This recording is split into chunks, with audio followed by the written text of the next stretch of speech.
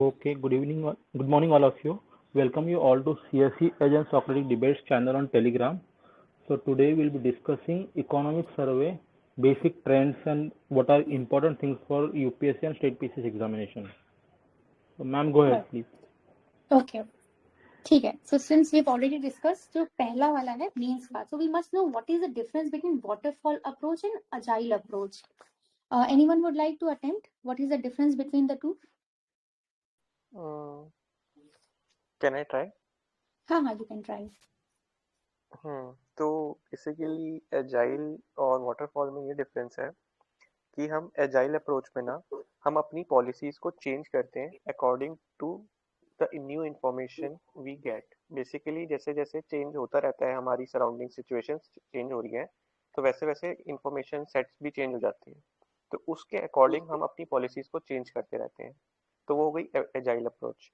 और एक होती है वाटरफॉल अप्रोच. वाटरफॉल में क्या हो रहा है कि हम ये एज्यूम, इकोनॉमिक्स में ना हम अजम्पशंस के बेसिस पे बहुत काम करते हैं. तो हम ये मान लेते हैं कि हमारे पास सारी इंफॉर्मेशन अब अवेलेबल है और अब हम अभी इमिडिएटली डिसीजन ले लेंगे इन द बिगनिंग बेसिकली. तो सर्वे सजेस्ट कर रहा है कि हम एजाइल अप्रोच हमने फॉलो करी हुई है, गवर्नमेंट ने फॉलो करी थी, because things were changing quite quickly and information was changing. तो हम मतलब काफी इकोनॉमिक्स का ये मानना है कि agile approach is better in during uncertainty. तो हमने that's why we chose agile approach rather than waterfall. अच्छा, एक्चुअली ना इसका ना कंप्यूटर साइंस में एप्लीकेशन होता है, सॉफ्टवेयर इंजीनियरिंग में या फिर प्रोजेक्ट मैनेजमेंट के अंदर बेसिकली इसका यूज होता है. Waterfall model is a sequential approach, agile approach is a dynamic approach जो थोड़ा सा ज्यादा इवॉल्विंग होता है. मतलब जैसे सर ने बताया ना, मोहित सर ने, वही है बेसिकली. Right. So तो waterfall डायनेमिक आप इनपुट्स होते हैं. जी, right. कंटिन्यू.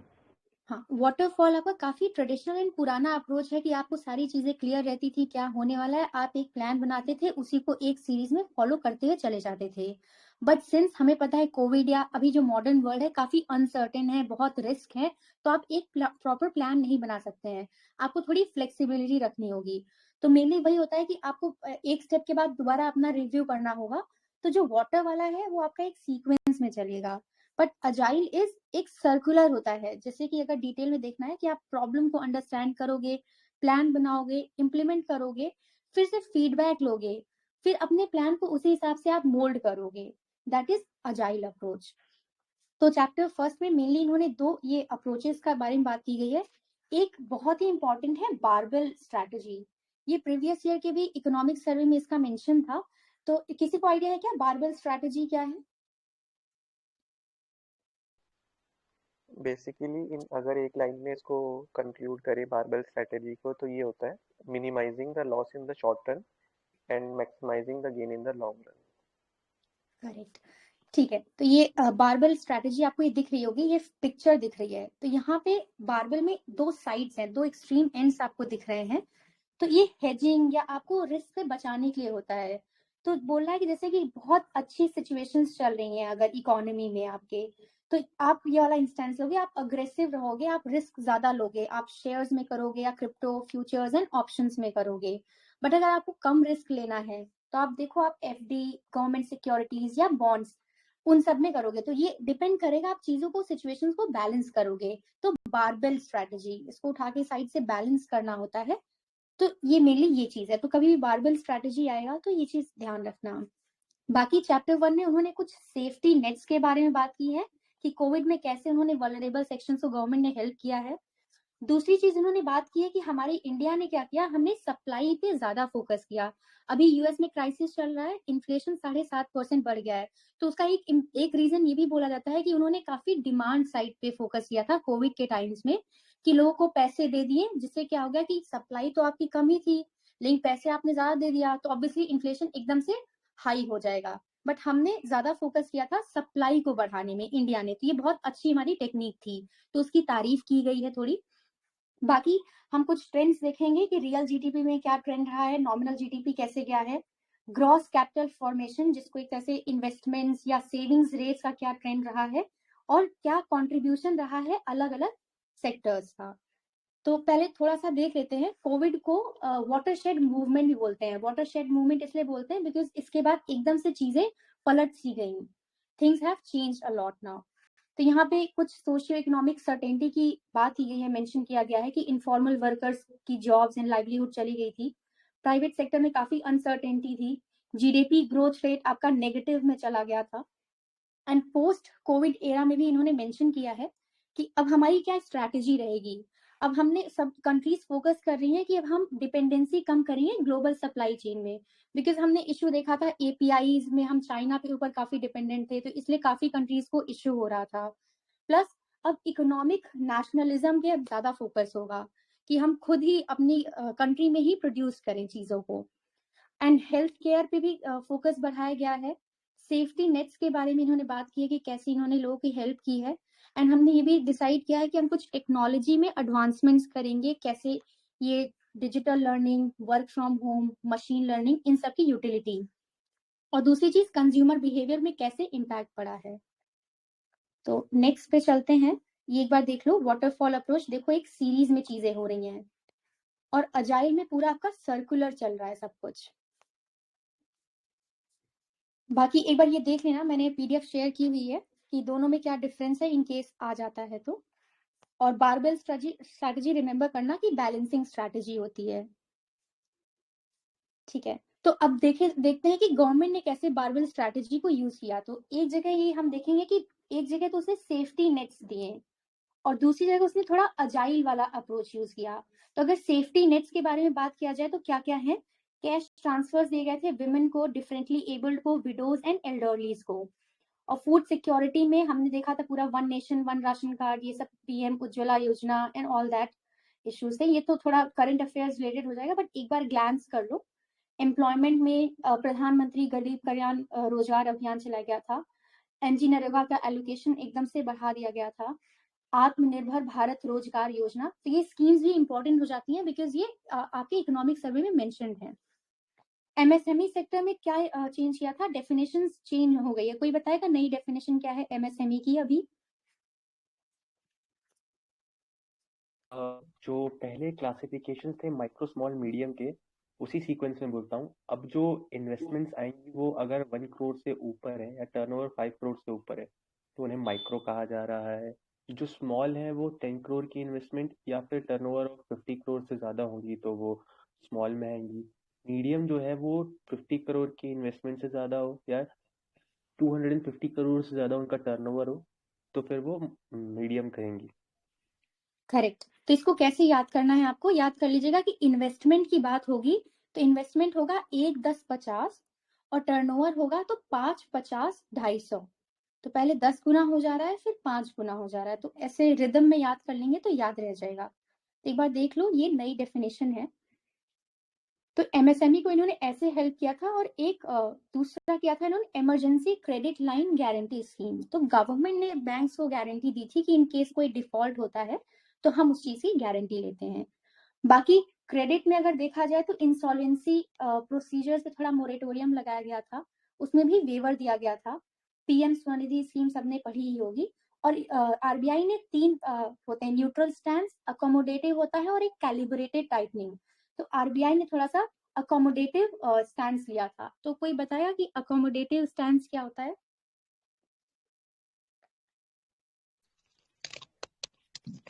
कि रेपो रेट हम कट कर सकते हैं, आई गेस, मतलब करेक्ट। उसको। न्यूट्रल, हाँ, 3 स्टैंसेस होते हैं आरबीआई के, या तो accommodative, neutral and calibrated tightening. तो न्यूट्रल में आपका होता है कि आरबीआई कुछ भी कर सकती है, ऊपर भी जा सकती है, नीचे भी जा सकती है। अकोमोडेटिव थोड़ा एडजस्टिंग लग रहा है कि आरबीआई कुछ भी करेगी बट रेट्स नीचे ही करेगी, ऊपर नहीं करेगी। और टाइटनिंग से लग रहा है ना, टाइट हो रहा है, थोड़ा स्ट्रिक्ट हो रहा है। तो उसमें ये होता है कि या तो वो न्यूट्रल पे रहेगी या फिर वो ऊपर ही जाएगी। इससे क्या होता है, इकोनॉमी को एक पहले से ही इंडिकेशन मिल जाता है कि आरबीआई क्या करने वाली है। तो ऑब्वियसली इतनी टफ सिचुएशंस थी तो आरबीआई को अकोमोडेटिव ही स्टैंस लेना पड़ेगा। नेक्स्ट पे चलते हैं, अजाइल अप्रोच। तो अजाइल अप्रोच में मेनली हमारा जो यूनिक स्ट्रैटेजी ये थी कि इंडिया ने काफी फोकस किया है सप्लाई साइड के इश्यूज को हैंडल करने के लिए।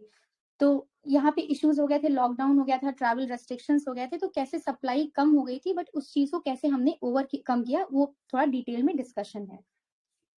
तो एक बार इस चीज को देख लेते हैं कि इंडिया की जो यूनिक स्ट्रैटेजी है to focus on supply side measures. तो यहाँ पे डिमांड एंड सप्लाई का दिया गया है, तो दोनों ही कम हो गई थी, सप्लाई भी कम हो गया था और डिमांड भी कम हो गया था। तो एडवांस इकोनॉमी जैसे यूएस हो गया, इन लोगों ने क्या किया कि डिमांड बढ़ाना, मतलब पैसे दे दिए अपने सिटीजन्स को। इन्होंने सप्लाई पे कम फोकस किया, जिसका आज भी अब ये भुगत रहे हैं। इनके यहाँ इन्फ्लेशन, इन इकोनॉमीज में इन्फ्लेशन काफी ज्यादा बढ़ गया है। अब इंडिया ने क्या किया था, इंडिया ने फोकस किया था कि हम कैसे भी करके सप्लाई को बढ़ाएंगे, ठीक है, क्योंकि हमें पता है कि अगर हम ज्यादा डिमांड पे फोकस करेंगे तो इंडिया में इन्फ्लेशन की सिचुएशन आ जाएगी। तो उस चीज को ओवरकम करने के लिए we focused on supply side. तो इसके लिए सप्लाई को बढ़ाने के लिए हमने क्या क्या किया था, ये देख लेना, लेबर रिफॉर्म्स किए थे कुछ। तो लेबर रिफॉर्म्स में 4 लेबर कोड याद होगा, सबने पढ़ा होगा। 4 लेबर कोड्स हैं, उनको थोड़ा सा फ्लेक्सिबल किया गया था, लाइट किया गया था, लिबरल किया गया था। एमएसएमई में हमने देखा था डेफिनेशंस पूरी चेंज कर दी गई थी। एक फैक्टरिंग टर्म होता है, फैक्टरिंग टर्म कोई बताएगा क्या है? हाँ मैम, जैसे ट्रेड में इस्तेमाल करते हैं, ट्रेड्स भी वही होता है, ट्रेड रिसीवेबल डिस्काउंटिंग सिस्टम, जैसे एमएसएमई करता है। हाँ, तो फैक्टरिंग में क्या होता है कि कोई भी एमएसएमई है, अब तुरंत तो इनको पैसा मिलता नहीं है, इतना लार्ज स्केल पे इनका काम होता नहीं है। तो ये अपने इनवॉइस या बिल कि देखो मैंने इतने का सामान बेचा है, मुझे अभी पैसा नहीं मिल रहा है, तब तक आप इसको बेसिस बना के मुझे लोन या पैसा फाइनेंस दे दो। तो एक तरह से उनको फाइनेंशियल स्टेबिलिटी दी थी गवर्नमेंट ने। फिर डेफिनेशन को रिवाइज किया था, हमने ऑलरेडी देख लिया। फाइनेंशियल सेक्टर में रिफॉर्म्स किए गए थे डिपॉजिट इंश्योरेंस में। फिर डिसइन्वेस्टमेंट किए गए थे नए पब्लिक सेक्टर एंटरप्राइजेस में। And national monetisation pipeline. तो नेशनल मोनेटाइजेशन पाइपलाइन में एक क्वेश्चन पूछती हूँ, किस टाइप के प्रोजेक्ट्स को यूज किया हुआ है उन्होंने, मतलब कैसे प्रोजेक्ट्स वो कर रहे हैं मोनेटाइज। करेक्ट, हाँ। So brown field are the projects जो ऑलरेडी हैं, these are not the new projects. फिर टेलीकॉम सेक्टर्स में रिफॉर्म किए हैं। एंड इंडस्ट्री में देखा जाए तो प्रोडक्शन लिंक्ड इंसेंटिव स्कीम, ये भी हमने काफी देख रखा है for 14 sectors. And repeal of retrospective taxation. तो retrospective taxation, can somebody tell क्या है? बैक डेट में जाके लगाना, मतलब जैसे वोडाफोन वाला केस जो था। करेक्ट, हाँ। इसमें होता है कि आप बैक डेट पे, तो ऑब्वियसली बैक डेट पे टैक्सेशन लगाना, इसको टैक्स टेररिज्म भी टर्म बोलते हैं। इसीलिए हमने जब वोडाफोन वाला केस हुआ था इंटरनेशनल कोर्ट में, हम जाके हार गया, बिकॉज हमने बैक डेट पे अपना लॉ चेंज कर दिया था। तो ये चीज को रिपील किया है इन्होंने। नेक्स्ट पे चलते हैं। इम्प्रूव किया हमने रेजिलियंस ऑफ इंडियन इकोनॉमी। तो इसमें बहुत ही ब्रॉड लेवल पे है कि सोशल इंफ्रास्ट्रक्चर को किया, फ्री ट्रेड अग्रीमेंट्स पे एम्फेसिस किया, एंड की इंडस्ट्रीज को हमने सपोर्ट किया। सो ये जो मैं बात कर रही थी नेशनल मोनेटाइजेशन पाइपलाइन, एक बार देख लो, ये 2021 का है। It is design to unlock investments in brown field public sector assets. तो ये इंपॉर्टेंट हो जाता है। इसमें आपको मोनेटाइजेशन पोटेंशियल है 6 लाख करोड़ का through leasing of core assets. तो कोर असेट्स किसके हैं? सेंट्रल गवर्नमेंट के किन किन सेक्टर्स में है, एक बार देख लो। Roads, railways, power, oil, gas pipeline, telecom, civil aviation. तो ये 2022 से 2025 तक का इसका ड्यूरेशन है। ऑलराइट, फिर प्रीलिम्स में कुछ ट्रेंड्स हैं या कुछ क्वेश्चंस आए हैं, उसी के बेसिस पे इस बार के भी इकोनॉमिक सर्वे में हम एम्फेसिस करेंगे।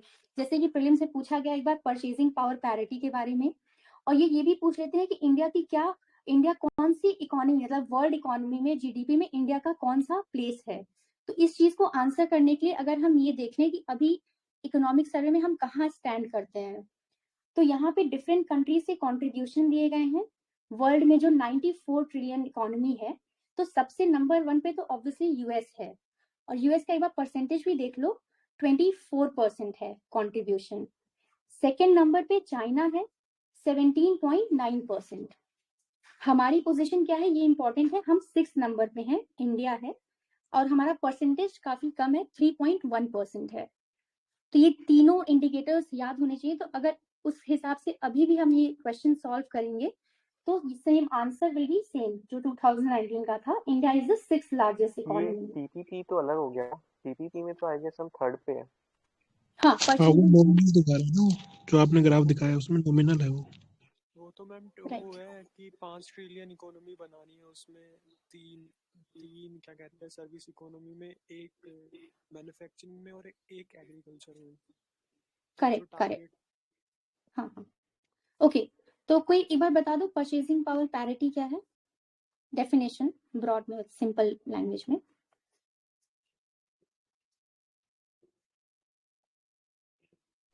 एक पर्टिकुलर बास्केट ऑफ गुड्स लेके जो बेसिक नीड्स होते हैं उसको खरीदने की औकात कितना है एक आम आदमी के पास, मतलब we compare the inflation of that country with in a particular national income or per capita income, उससे करेक्ट। क्या हम होता है राइट हम दो कंट्रीज को अफोर्डेबिलिटी लेते हैं। हाँ, दो कंट्रीज को लेते हैं, उसमें एसेंशियल जो कमोडिटीज हैं दोनों के बास्केट में डाल देते हैं, फिर देखते हैं कि दोनों कंट्रीज में क्या डिफरेंस है, उससे डिफरेंस पता चल जाता है एक्सचेंज रेट का एंड क्या परचेजिंग पावर पैरिटी होगी।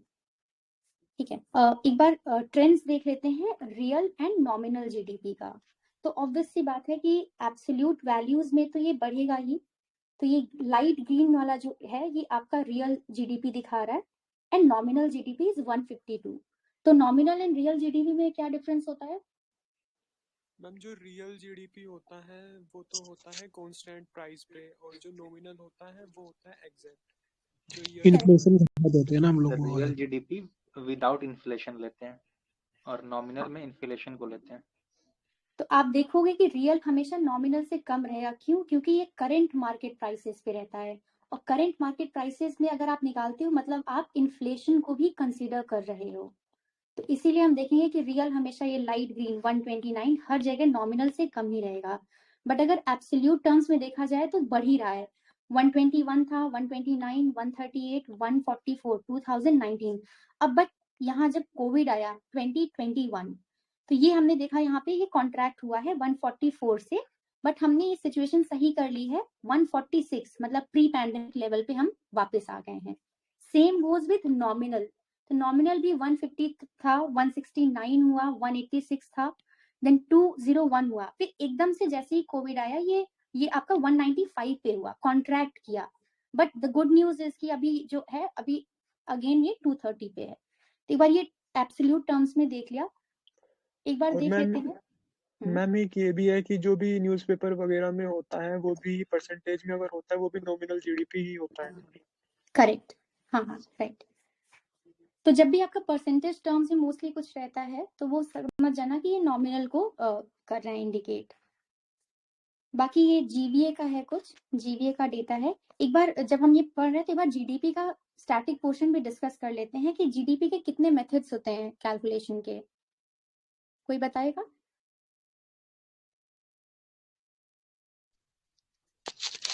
इनकम, प्रोडक्शन, एक्सपेंडिचर, 3 मेथड होते हैं। करेक्ट। तो हम पहला डिस्कस कर लेते हैं एक्सपेंडिचर मेथड। तो इसमें फॉर्मूला है C प्लस आई प्लस जी प्लस एक्स माइनस एम। तो ये जो x माइनस एम है ये तो आपका नेट एक्सपोर्ट्स को दिखाता है। तो डिटेल में देख लेते हैं। तो C is consumption of final goods and services. तो जो भी हम लोग खर्चे करते हैं उसमें नई कार कुछ भी हम परचेज कर रहे हैं तो इसमें both India made and imported foreign goods are counted. तो ये चीज देख लेना, ये इंपॉर्टेंट हो जाता है।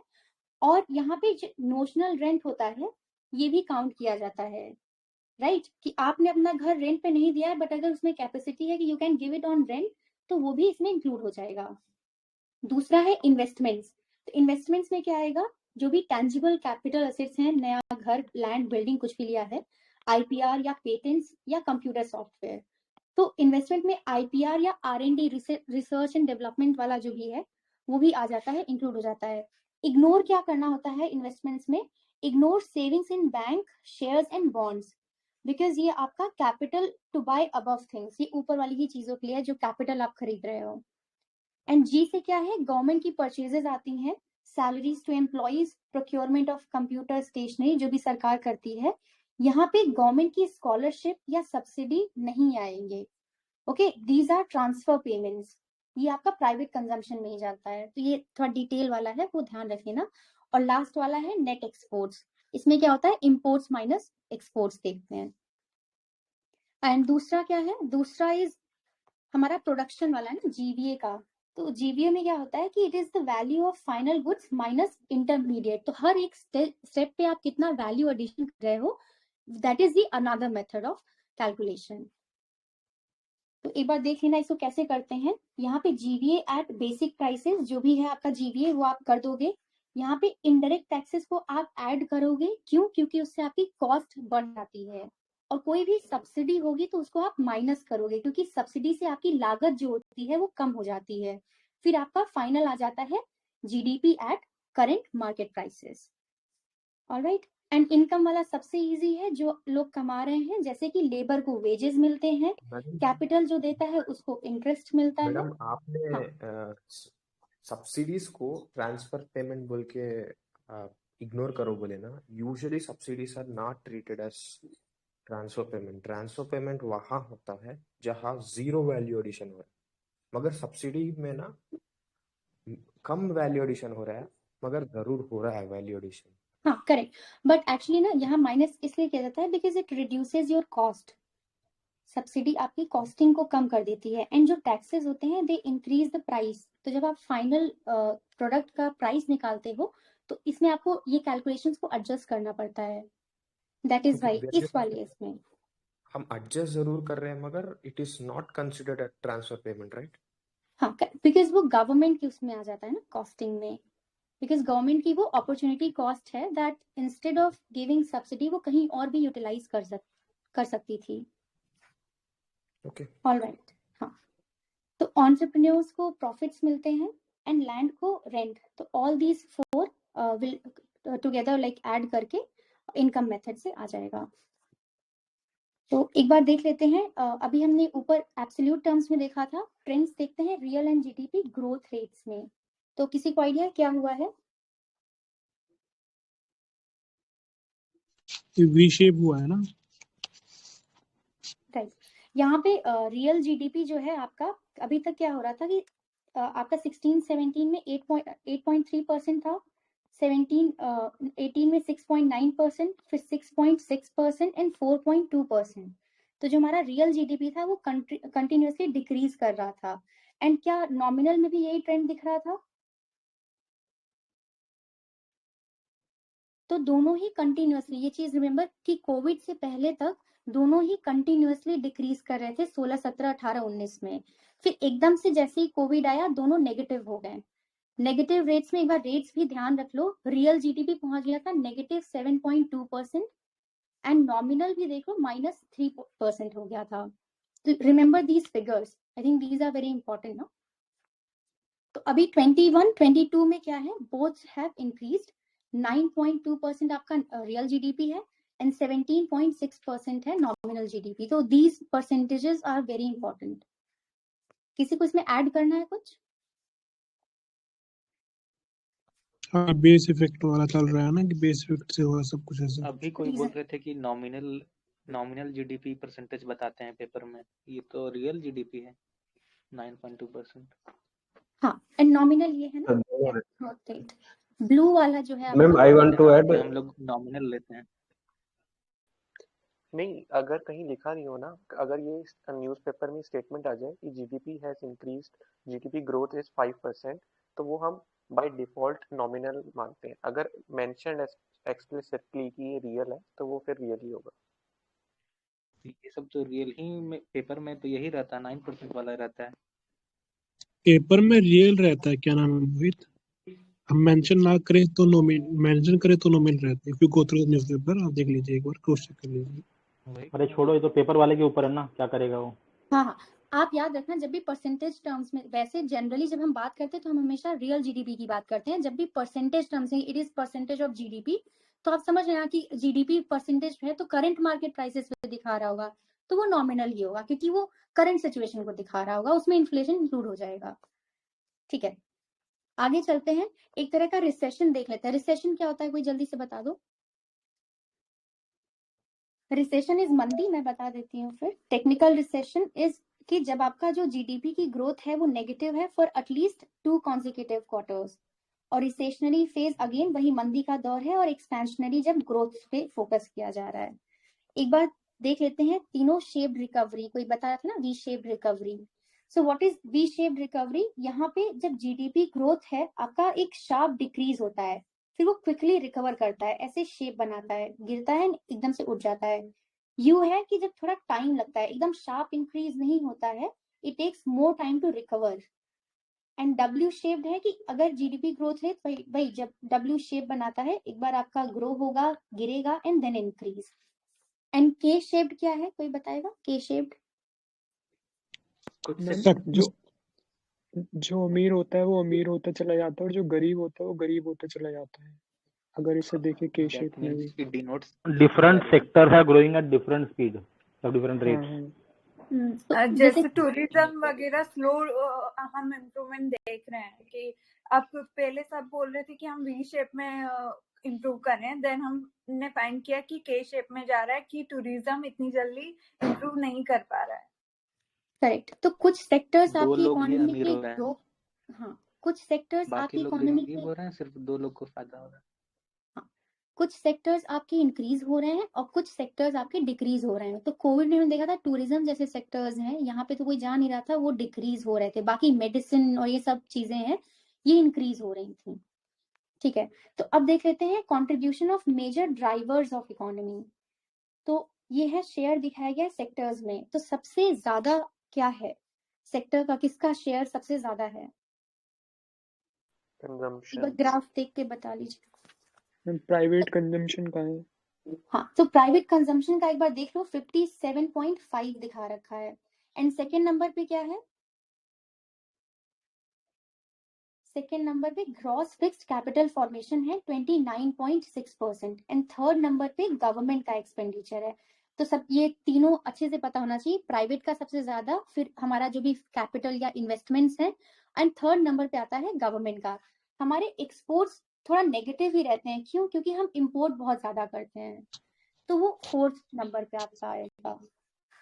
एंड एक चीज ये भी देख लेना, एक्सपोर्ट और इंपोर्ट में हमारा क्या परसेंटेज है। ये 20% एक्सपोर्ट्स है एंड 23, तो ये देख लो यहाँ से नेगेटिव हो गया क्योंकि इंपोर्ट हमने ज्यादा कर दिया। एक क्वेश्चन पूछती हूँ, trade to GDP ratio India का ज्यादा होगा या चाइना का? मैम इंडिया का ही है, हाँ तो यहाँ पे क्योंकि कैच है, हाँ एक्सपोर्ट और इंपोर्ट को दोनों को ऐड कर देते हैं।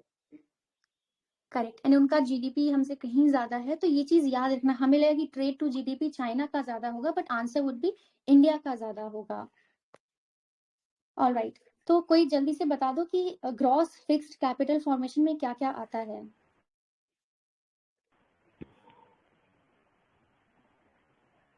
ट्रेड टू जीडीपी का मतलब क्या exactly? See, it is an indicator of how open export the और economy. इंपोर्ट को जब ऐड कर देते हैं तब आ जाता है ट्रेड टू जीडीपी रेशियो, जैसे अभी 43.2 चल रहा है।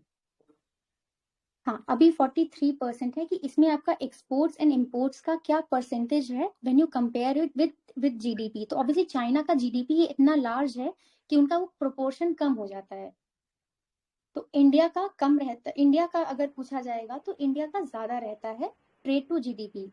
तो इसमें साउंड की आप उल्टा कर दोगे, बट इंडिया का ज्यादा रहेगा यहाँ पे।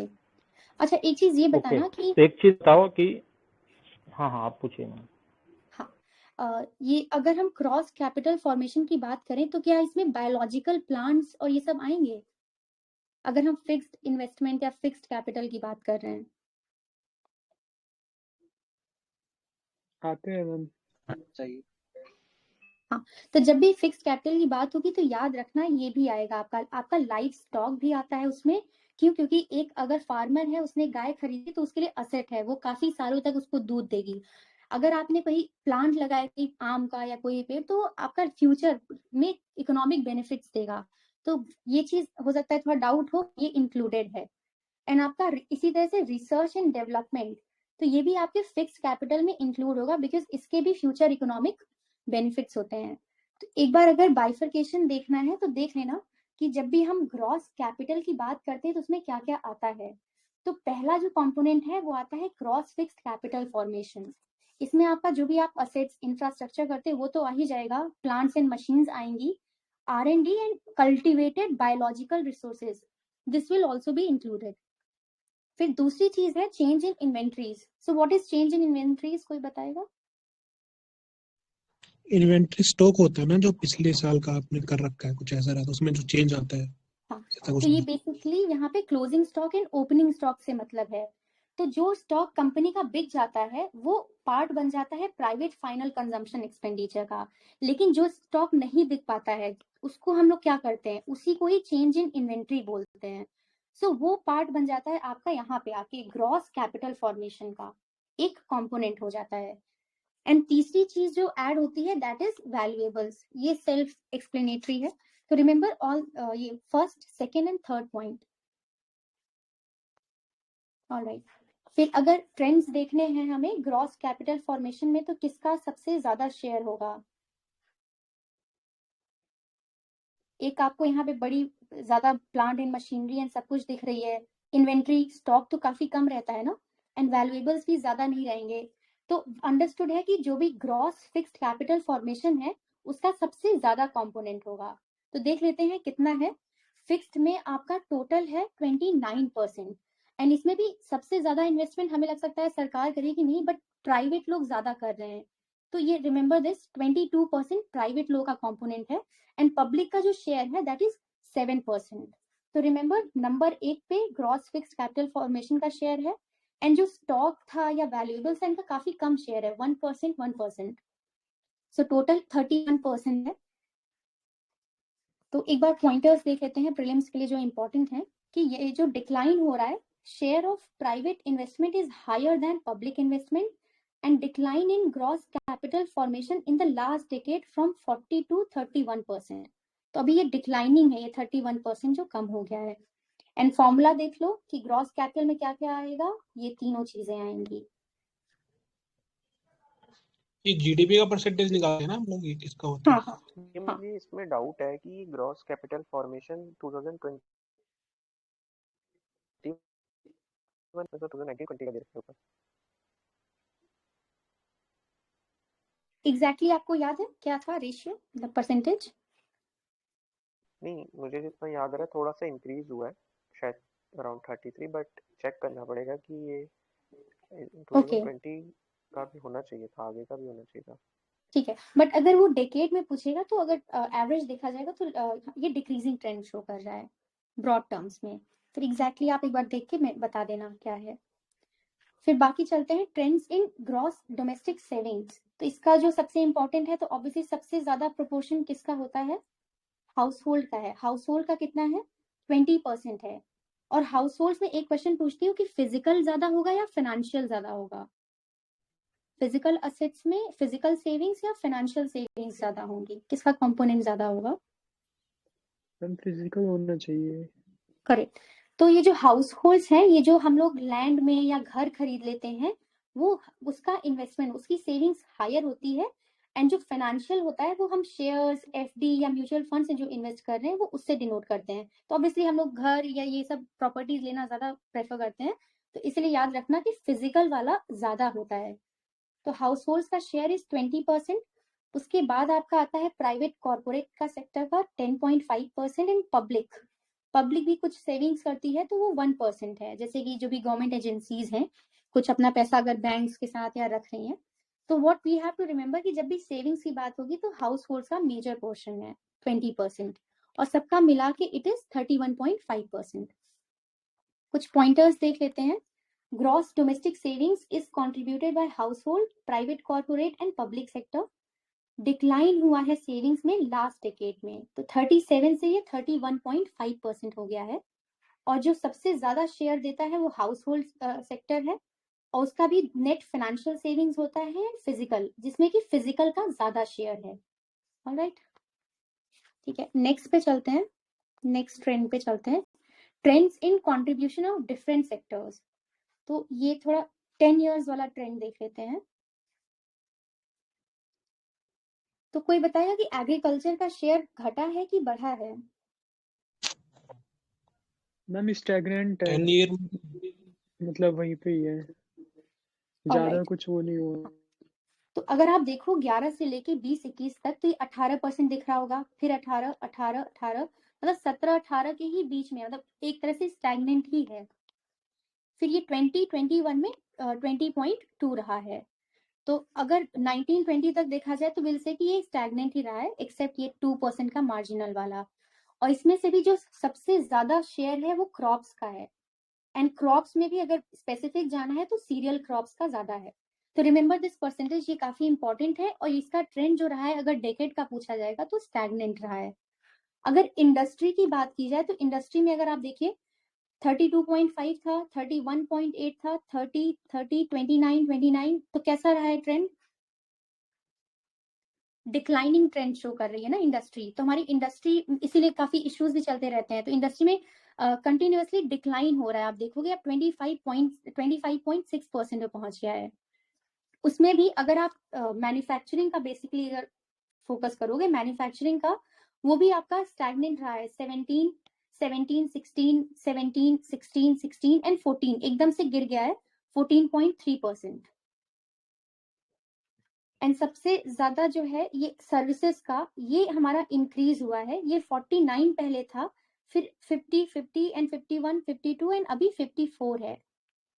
तो ये काफी इंक्रीज हुआ है, 49 से 54 पे आ गया है। एक क्वेश्चन और आता है कि इंडस्ट्री में क्या क्या चीजें आती हैं। तो इंडस्ट्री में माइनिंग आता है, क्वेरिंग आता है, मैन्युफैक्चरिंग आएगा, इलेक्ट्रिसिटी भी इंडस्ट्री का ही पार्ट है, gas, water supply and other utility services. और एक शायद से पीवाईक्यू भी है ये कि क्या क्या पार्ट होता है। तो कंस्ट्रक्शन, ये सब भी आपका इंडस्ट्री का ही पार्ट हो जाएंगे। फिर पॉइंटर्स देख लेते हैं कि share of agriculture sector has remained stagnant around 18% accept इन 2021। हमने देखा एकदम से 20% हो गया, इंक्रीज टू 20%। फिर amongst the sub sectors in agriculture, crops account for the highest shares, और उसमें भी सीरियल क्रॉप्स का सबसे ज्यादा शेयर है। And the share of industrial sector steadily decline हुआ है। तो यहाँ पे अगर ये आएगा तो ये स्टेडली गलत मत करना, ठीक है। इंडस्ट्री का देखो 32 स्टेडली गिरता ही जा रहा है। सो ये बहुत ज्यादा फोकस करना कि स्टेडली डिक्लाइन हुआ है इन the last decade from 30 to 25%। तो इंडस्ट्री पे बहुत फोकस करना। और नेक्स्ट अगर इज, ये, हाँ, लास्ट डिकेड में तो डिक्लाइन हुआ है, लेकिन दिस ईयर जो इकोनॉमिक सर्वे है ना, तो उसने बोला कि इंडस्ट्री का शेयर फॉर्चुनेटली इंक्रीज हो गया, अराउंड अब 28.2% हो गया है। तो क्वेश्चन अगर डिकेड के हिसाब से आता है तो डिक्लाइन कर गया, अगर क्वेश्चन आता है टिल नाउ तो इंक्रीज भी हुआ है। ओके, ठीक है, ऑलराइट। फिर share of manufacturing sector stagnant रहा है 16 to 17 and share of service sector increase हुआ है आपका 49 to 55%। ऑलराइट, ठीक है, ये वही कंट्रीब्यूशन ही है। 2020-21 में एग्रीकल्चर हमारा 20 पे है, इंडस्ट्री अगेन 25% एंड सबसे ज्यादा इस सर्विसेज का। ऑलराइट, एक क्वेश्चन है ये वाला, the share of agriculture sector in GDP has declined in the last decade, true और फॉल्स? फॉल्स। ओके, क्योंकि ये स्टैग्नेंट रहा है। And share of industrial sector has increased in last decade, ये भी फॉल्स। हाँ, हमने देखा डिक्लाइन हुआ है, वो भी स्टेडली डिक्लाइन हुआ है। And last is contribution of service sector has increased in the last decade. Yeah, true. Okay, and वो जो क्वेश्चन था बताइए इंडस्ट्रियल सेक्टर में क्या क्या आता है, तो ये सब देख लो, सारी ही चीजें आएंगी। एक बार कोई परसेंटेज बताएगा पहले वाले क्वेश्चन में, क्वेश्चन नंबर 7 वाले में, जो भी याद आ रहा है बता दो। 70, 25, 7, 18, 25 डाल लो, which will be 43. Rest of the 57 service sector डाल ले सकते हैं। करेक्ट, 54। तो एग्जैक्टली भी पता चाहिए। तो 20 है एग्रीकल्चर का, 25 इंडस्ट्री, और याद कर लो 54 services, 20, 25 and 54। Alright, nominal basis पर है ना, कांस्टेंट प्राइसेस के ट्रेंड है क्या अपने पास? कांस्टेंट प्राइसेस के हिसाब से तो एग्रीकल्चर का बढ़ा या घटा, क्या बताया? इंक्रीज होगा कांस्टेंट प्राइसेस के हिसाब से। ये तो हमारा करंट प्राइसेस पे है, वो इनकॉर्पोरेट नहीं किया।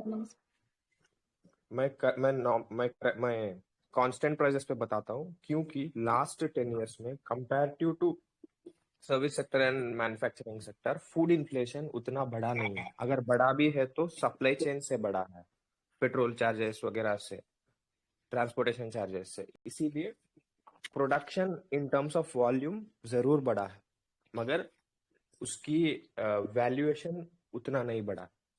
सो in real terms agriculture is not stagnant, it has recorded some growth.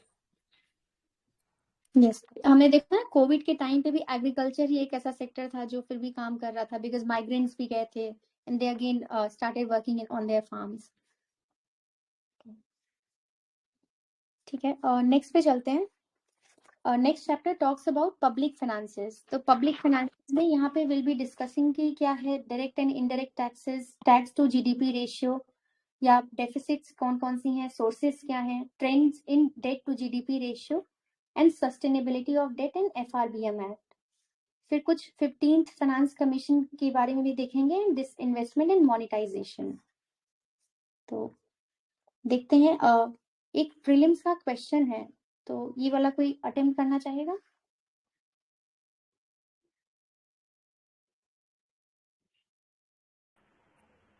तो क्वेश्चन में ये बोल रहा है कि डेफिसिट बजट को हैंडल करने के लिए क्या करना चाहिए, रिड्यूस द डेफिसिट कैसे होगा। तो पहला है रेवेन्यू एक्सपेंडिचर कम करेंगे।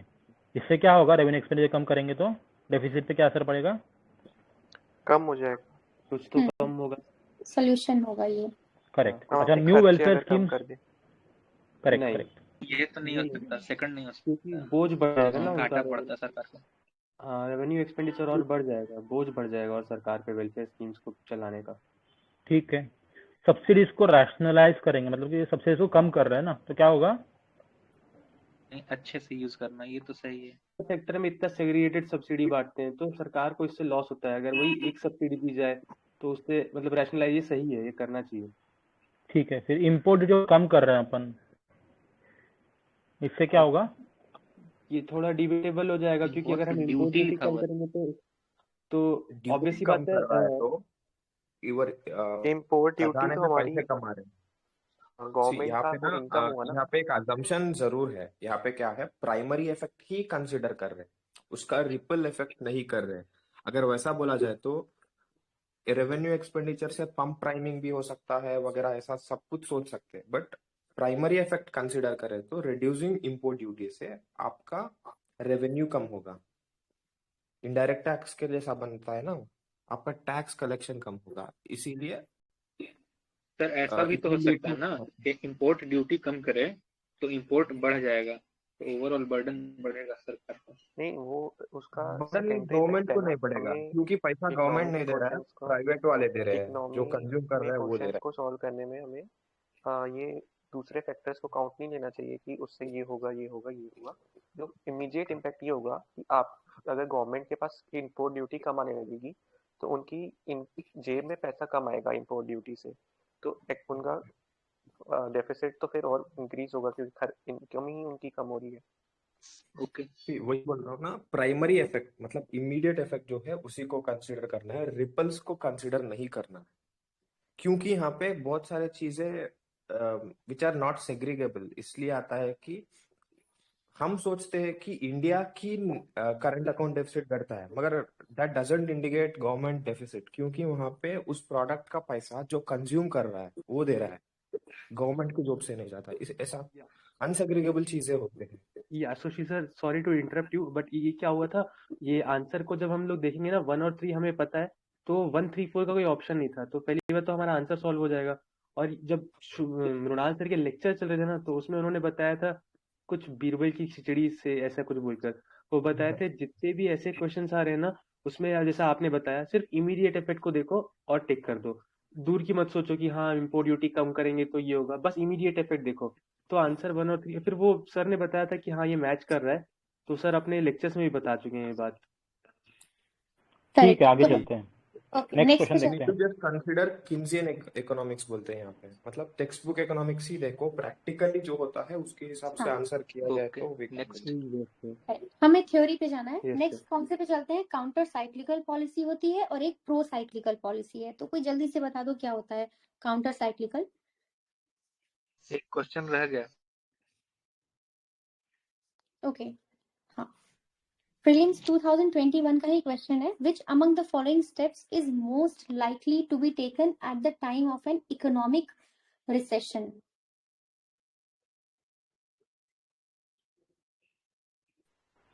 Increase in the be interest rate होना तो गलत हो चाहिए, गया, बी होना क्योंकि चाहिए उससे इसका। ए तो हाँ, गलत हो ऑप्शन गया। बी है क्या? हाँ, ऑप्शन विल बी बी, क्योंकि एकदम मंदी चल रही है, कोई खर्च नहीं कर रहा है, तो सरकार को आना पड़ेगा, कुछ पब्लिक एक्सपेंडिचर करेंगे, प्रोजेक्ट्स करेंगे, लोगों को रोजगार मिलेगा, फिर लोगों के पास पैसा आएगा, वो खर्च करना शुरू करेंगे। और मैम इसको ही बोलते हैं काउंटर फिस्कल पॉलिसी, अगर रिसेशन का टाइम होता है तो। हाँ अगर यस इसी को एक एक्सपेंडिचर बढ़ा काउंटर देते बोल थैंक यू या हाँ, करेक्ट इस हम लोग एक्सपेंडिचर नीचे बढ़ा देते हैं और टैक्स रेट कम कर देते हैं, हाँ तो मार्केट में पैसा चला जाता है फिर। हाँ तो काउंटर से हमेशा याद रखना कि जो प्रॉब्लम चल रही है, जो पूछा जा रहा है, उसी का तुम सोल्यूशन कर रहे हो, तो you are trying to counter that. तो अगर स्लो डाउन है तो ऑब्वियसली आपको हेल्प करना होगा, डिमांड या एम्प्लॉयमेंट को बूस्ट करना होगा। और प्रो साइक्लिकल है तो मतलब आप उसी सिचुएशन को और वर्स कर दे रहे हो। रिसेशन है, कम हो रहा है, तो आप ऐसी कुछ चीजें करो कि आप वो और कम होता जा रहा है। तो जैसे इकोनॉमिक बूम है, आप फिर भी यहाँ फिस्कल एक्सपेंडिचर कर रहे हो, तो you are going with the cycle itself. तो एक बार देख लो यहाँ पे जैसे कि अगर रिसेशन है तो सोल्यूशन होना चाहिए कि मनी सप्लाई बढ़ाओ। तो यहाँ पे फिर आपकी काउंटर साइक्लिकल पॉलिसी ये होगी कि आप क्या करोगे, टैक्स रेट्स को कम करोगे, एक्सपेंडिचर को बढ़ाओगे ताकि आप मनी सप्लाई करो। क्यों? क्योंकि आपको इसको काउंटर करना है, इस प्रॉब्लम का आपको सोल्यूशन चाहिए। और रिसेशन अगर हम बोलेंगे प्रो साइक्लिकल पॉलिसी है, तो जैसा रिसेशन में आप मनी सप्लाई को बढ़ाने जाए आप कम करोगे, यहाँ पे आप रिड्यूसेस करोगे, लाइक इंक्रीज कर दोगे टैक्स रेट को, एक्सपेंडिचर को आप डिक्रीज कर दोगे। तो here you are going with the जो भी रिसेशन का वो है उसी के साथ साथ जा रहे हो, प्रो। एंड यहाँ काउंटर में आप सोल्यूशन देख रहे हो। ऑलराइट, ठीक है। एक कॉन्सेप्ट होता है इंटरेस्ट रेट ग्रोथ डिफरेंशियल, कोई बताएगा क्या है और क्या अच्छा होता है? इंटरेस्ट रेट ग्रोथ डिफरेंशियल मतलब you are taking some loan, उसका इंटरेस्ट जितना होता है उससे ज्यादा आपका ग्रोथ होना चाहिए, तभी आप वो इंटरेस्ट देने के बाद कुछ और पैसा बचा रहे हो, और उस इंटरेस्ट के साथ साथ कुछ ना कुछ आप उसकी प्रिंसिपल भी पे कर पा रहे हो, ताकि इन लॉन्ग टर्म उस डेट का डिक्रीजिंग ही हो। वरना आप इंटरेस्ट जितना है उससे कम दे पा रहे हो तो आपकी लोन्स अक्यूमुलेट होके बढ़ते जाएंगे, which is not sustainable in long run. इसीलिए इंटरेस्ट रेट ग्रोथ की डिफरेंशियल नेगेटिव होना चाहिए। अगर नेगेटिव है तो अच्छा है, if interest is more than interest rate growth differential will be positive, which will not be sustainable in long run. जितना ज्यादा नेगेटिव हो उतना अच्छा है। क्यों? क्योंकि फॉर्मूले में पहले जो पे करना आता है वो पहले आ जाता है और बाद में होता है ग्रोथ रेट। तो बेसिकली जो भी आप बोरोइंग्स करते हो उस पे आपको कितना देना है और आप कितना आपके जीडीपी में ग्रोथ हो रहा है, तो उसका डिफरेंस ही इंटरेस्ट रेट ग्रोथ डिफरेंशियल है। एक बार देख लेते हैं टाइप्स ऑफ डेफिसिट्स, बिकॉज उसके बारे में भी हम बात करेंगे। तो डेफिसिट में सबसे पहले रेवेन्यू डेफिसिट क्या होता है? ये तो फ्लैट है ना एक्सपेंडिचर माइनस रेवेन्यू। हाँ, revenue expenditure minus revenue receipts. Effective revenue deficit में क्या होता है कि जो भी सेंट्रल गवर्नमेंट स्टेट्स को ग्रांट देती है और वो उसको यूज कर लेते हैं कैपिटल को क्रिएशन में, तो वो भी तो कैपिटल को क्रिएट कर रहा है ना, तो that is effective revenue deficit. And budget deficit तो ये भी सेल्फ एक्सप्लेनेटरी है कि बजट का जो भी एक्सपेंडिचर है और उसकी रिसीट्स को माइनस करके। फिस्कल डेफिसिट आपकी बोरोइंग्स को शो करता है कि सरकार ने कितना बोरो किया है। एंड प्राइमरी डेफिसिट क्या होता है, इसी में ही जो भी पुराने लोन्स पे आपने इंटरेस्ट पे करते हो वो माइनस कर दोगे तो प्राइमरी डेफिसिट आ जाएगा। फिर एक बार एफआरबीएम का भी देख लेते हैं, बिकॉज एफआरबीएम एक्ट 2003 है और originally it required union and states to control their deficit within the following targets. तो 3% ऑफ जीडीपी था और स्टेट्स के लिए 3% of gross state domestic product था। फिर एफआरबीएम का एक ट्रिगर मैकेनिज्म है या एस्केप क्लॉज है, तो ये रीजंस पता होने चाहिए। नेशनल सिक्योरिटी होगी या कोई कैलेमिटी होगी, वॉर का खतरा होगा, या आपका एग्रीकल्चर आउटपुट या फार्म इनकम अगर कोलैप्स हो जाती है। दूसरा, अगर रियल आउटपुट या जीडीपी ग्रोथ रेट आपका फॉल जाता है किसी भी x% रेट से। एंड एक रीजन जो सबसे ज्यादा ये लोग यूज करते हैं वो है structural reforms in the economy, वो वाला रीजन देखिए हमेशा एस्केप कर जाते हैं। तो ये रीजंस पता होने चाहिए, पांचों रीजंस। जिसमें फिलहाल भी गवर्नमेंट ने ये फिफ्थ वाला यूज किया है, structural reforms in the economy with unanticipated fiscal integration. Correct, यही वाला यूज किया है। तो बाकी इसमें देख लेना एक बार, टाइप्स ऑफ फिस्कल पॉलिसीज हैं, रिसेशन है, इन्फ्लेशन है, उसका इफेक्ट क्या होगा। ऑलराइट, एक क्वेश्चन डिस्कस कर लेते हैं ये वाला। With respect to counter-cyclical fiscal policy, consider the following statements. This policy can be adopted to promote economic growth when the economy is facing recession. तो कोई explain करो कैसे? मैम ये तो उसी का डेफिनेशन है मैम। अगर इकोनॉमिक ग्रोथ में रिसेशन चल रहा है तो फिर आप उसमें एक्सपेंडिचर बढ़ाएंगे तो फिर वो इकोनॉमिक ग्रोथ को बूस्ट करेगा। करेक्ट। हाँ, और दूसरा स्टेटमेंट मैं बोलती हूँ, upon the adoption of this policy the money supply always increases. No, it has to be reduced when economy is back to boom. Correct. तो वो डिपेंड करता है कि कौन सी साइकिल के लिए हम काउंटर कर रहे हैं, तो वो इंक्रीज भी हो सकता है और डिक्रीज भी हो सकता है। इसीलिए सेकेंड ऑप्शन इनकरेक्ट हो जाएगा, पहला करेक्ट है। अब एक बार बजट का भी देख लेते हैं। बजट आपका जो रेवेन्यू रिसीट्स हैं, आर्टिकल 112 मेंशन करता है एनुअल फाइनेंशियल स्टेटमेंट्स। तो इसमें जो रिसीट्स होती हैं वो दो में डिवाइड होती हैं। एक होती है टैक्स से जो भी आपको मिलना है पैसा, और एक होता है नॉन टैक्स से क्या मिलना है। तो टैक्स भी आपका आगे चल के दो में डिवाइड हो जाता है। तो जैसे डायरेक्ट टैक्सेस क्या है, जैसे कॉर्पोरेशन टैक्स हो गया, इनकम टैक्स हो गया, मैट हो गया, मिनिमम ऑल्टरनेट टैक्स हो गया, या सीजीटी कैपिटल गेन्स टैक्स हो गया। तो ये डायरेक्टली जिसके ऊपर बर्डन होगा वही पे करेगा। इनडायरेक्ट टैक्सेस क्या होते हैं कि बर्डन कैन बी शिफ्टेड, जो कि जैसे जीएसटी हो गया, आपका एक्साइज हो गया, या कस्टम हो गया। तो ये सब आपकी इधर टैक्सेशन साइड में आ जाएंगी।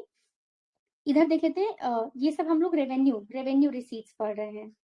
एक्सपेंडिचर में देख लेते हैं मेनली क्या है। एक्सपेंडिचर में जो भी सरकार इंटरेस्ट पे करती है लोन पे, या कोई भी ग्रांट्स देती है, या सब्सिडी देती है, या डिफेंस के या कोई भी सैलरी का खर्चा है, तो all these are revenue expenditure.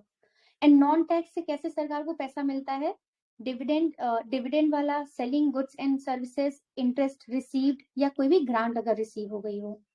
फिर ब्रॉडली एक बार कैपिटल वाला देख लो। जो भी कैपिटल की जो रिसीट्स हैं, तो कोई अगर हमने लोन ले लिया इंटरनल अपने इकोनॉमी से लिया, या बाहर की बोरोइंग से लिया है, या फिर नॉन डेट, यहाँ पे मतलब कोई कर्ज नहीं ले रहे हैं, कोई भी हमने किसी को लोन दिया था वो रिकवर किया है, या डिसइन्वेस्टमेंट से। तो कोई बता दो जरा, डिसइन्वेस्टमेंट प्रोसीड्स कहाँ जाती हैं, किस अकाउंट में जाती हैं? पब्लिक अकाउंट्स में अल्टरनेटिव इन्वेस्टमेंट फंड बोल के एक रखा रहता है, उसमें डाला जाता है। हाँ, एंड एक्सपेंडिचर फिर वही उसका उल्टा हो जाएगा कि सरकार अगर कभी भी लोन्स दे रही है, या कैपिटल गुड्स या असेट्स। तो एक चीज याद रखना कि जो भी लोन का पार्ट है वो आपका कैपिटल में जाता है, और लोन के ऊपर वाला इंटरेस्ट देखो वो रेवेन्यू में आ जा रहा है। ठीक है, नेक्स्ट पे चलते हैं। फिर प्रीलिम्स 2000 ये क्वेश्चंस कर लें। एक चीज ऐड करना है, हाँ, not all the capital expenditure will create asset। इसीलिए कैपिटल एक्सपेंडिचर का मल्टीप्लायर इफेक्ट ज्यादा होता है। कैपिटल एक्सपेंडिचर ज्यादा है तो एसेट क्रिएशन बेहतर होता है, वैल्यू एडिशन ज्यादा होता है।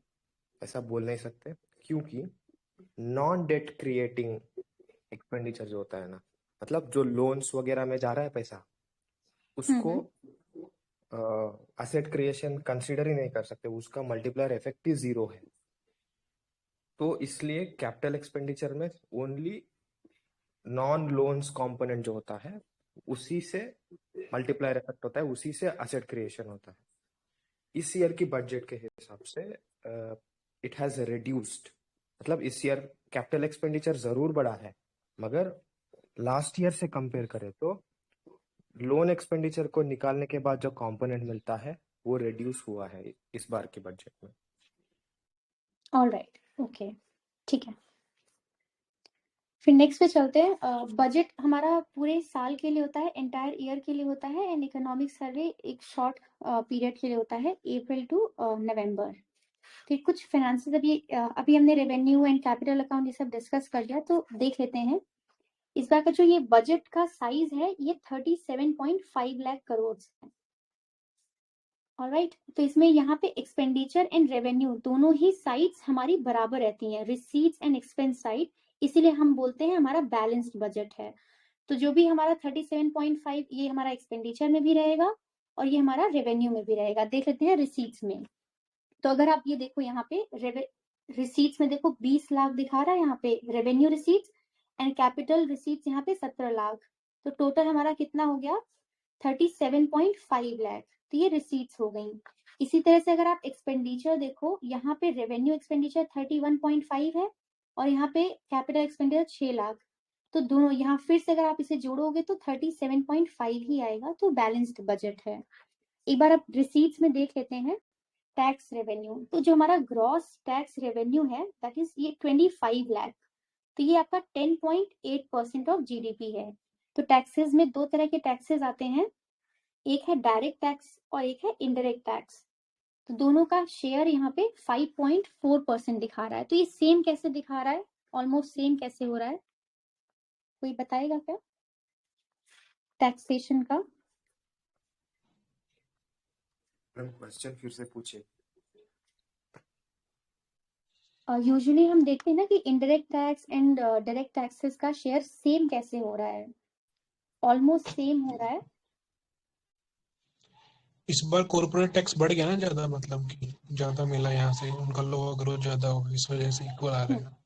ठीक है, ऐसे दो एक्सेप्शनल केसेस हैं, ये चीज ध्यान रखना कि यहाँ पे यूजुअली क्या होता था कि हमारा डायरेक्ट टैक्स, जो डायरेक्ट टैक्स होता है वो ज्यादा होता है as compare to indirect tax.